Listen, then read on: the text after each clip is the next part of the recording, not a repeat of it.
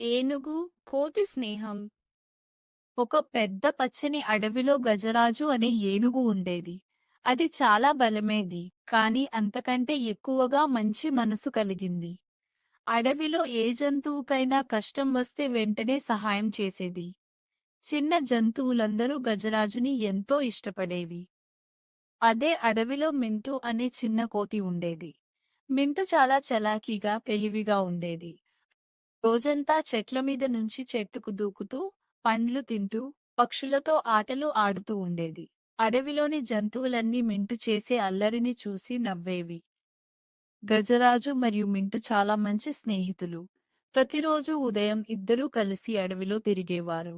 గజరాజు నెమ్మదిగా నడుస్తుంటే, మింటు దాని మీద ఎక్కి పాటలు పాడేది. ఒక రోజు వేసవి చాలా తీవ్రంగా మారింది. సూర్యుడు మంటలు కక్కుతున్నట్టు ఎండపెట్టాడు.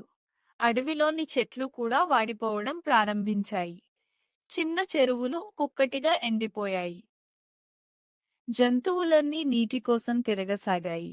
జింకలు అలసిపోయాయి. కుందేళ్లు నీడలో దాక్కున్నాయి. పక్షులు కూడా దాహంతో బలహీనంగా కనిపించాయి. మింటు బాధగా గజరాజుని చూసి, మన అడవిలో నీరు లేకపోతే అందరూ ఏమవుతారు అని అడిగింది. గజరాజు కాసేపు ఆలోచించి, భయపడకు మింటూ, మనం కలిసి ప్రయత్నిస్తే తప్పకుండా మార్గం దొరుకుతుంది అని ధైర్యం చెప్పింది. అప్పుడు ఇద్దరూ అడవంతా నీటి కోసం వెతకడం ప్రారంభించారు. మింటు ఎత్తైన చెట్లపైకి ఎక్కి దూరంగా చూసింది. గజరాజు నేల వాసన చూస్తూ నడిచింది. కాని ఎక్కడా నీరు కనిపించలేదు. కొంతసేపటి తర్వాత మింటూ ఒక పెద్ద మర్రిచెట్టు దగ్గరికి వెళ్ళింది. అక్కడ నేల కొంచెం తడిగా కనిపించింది. మింటూ ఆనందంతో గట్టిగా అరిచింది. గజరాజు, త్వరగా రా, ఇక్కడ నేల తడిగా ఉంది. గజరాజు వెంటనే అక్కడికి పరుగెత్తి వచ్చింది. అది తన పెద్ద కాళ్లతో బలంగా నేలను తవ్వడం ప్రారంభించింది. కొద్దిసేపటికే చిన్నగా నీరు బయటకు వచ్చింది. నీరు, నీరు వచ్చింది అని మింటూ ఆనందంగా ఎగిరింది. గజరాజు ఇంకా బలంగా తవ్వింది. కొంతసేపటికి అక్కడ చిన్న గుంటల నీరు నిండిపోయింది. జంతువులన్నీ అక్కడికి పరుగెత్తుకుంటూ వచ్చాయి. జింకలు చల్లగా నీరు తాగాయి. కుందేళ్లు నీటిలో ఆడుకున్నాయి. పక్షులు రెక్కలు తడుపుకున్నాయి. అందరూ గజరాజుని చూసి, నువ్వు మా ప్రాణాలు కాపాడావు అని చెప్పారు.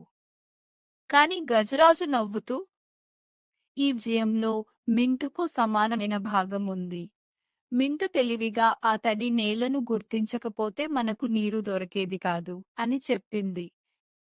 అది విన్న జంతువులన్నీ మింటుని కూడా ప్రశంసించాయి.